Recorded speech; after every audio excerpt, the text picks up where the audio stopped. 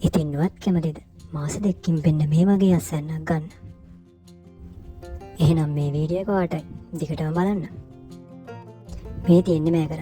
ඉතින් අපි වැඩි කතා නැතුව බලමු කොහොමද මේක හිටව ගන්න කියලා.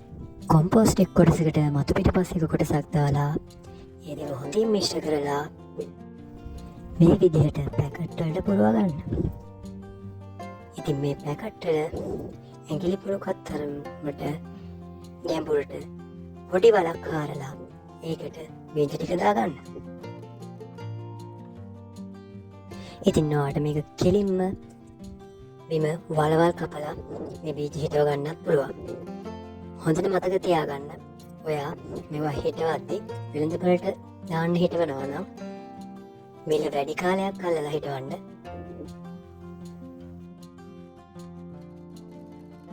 ඊළඟ ස්ටෙප් එක සරලයි. මේ බීජ ටික වැහෙන්න පස් ටිකක් දාගන්න. ඊට පස්සේ මේකට අපි වතුර සපයන්න ඕනේ.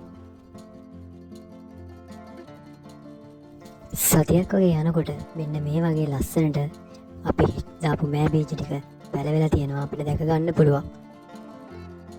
ඊළඟට කරන්න තියෙන්නේ මෙන්න මේ ටික අපි හදාගත්ත පාත්ති වල හිටවන එක. ඒ විදිහට පැකට් වල පැලවුණු පැල ටික අපි මේ විදිහට බිම හිටව ගන්න ඕනේ. ඊට පස්සේ ඒකට අපි ආධාරක විදිහට වැටහිර හරි එහෙම නැත්නම් වෙනත් මොනවා හරි කෝටු වලින් හදාගත්ත ආධාරක හිටවන්නත් ඕනේ. සති දෙකෙන් දෙකට වගේ කාබනික පෝර එකතු කරන්නත් අමතක කරන්න එපා. ඉතින් ඔයාලට බලා ගන්න පුළුවන් මාසෙකමාරක් වගේ යද්දී මේ විදිහට මේකර වැල්වල කරල් පිරලා තියෙනවා. අස්සෙන්න නිලන්දි මේ කරල් වල කරල් මෝරන්න කලින් නිලා ගන්න ඕනේ. බලන්නකො ඉතින් මේ දිගට දිගේ තියෙන විදිහ. ඉතින් මේ තියෙන්නේ මාස දෙකක මහන්සියේ ප්‍රතිඵලය. ඉතින් ඔයා මේ මෑවගාව ගැන හිතනදී පහලින් කමෙන්ට් කරගෙන යන්න. ඒ වගේම අපිව තාම සබ්ස්ක්‍රයිබ් කරලා නැත්නම් දැන්ම සබ්ස්ක්‍රයිබ් කරන්න. හයි අලුත් වීඩියෝ එකකින් හම්බෙමු.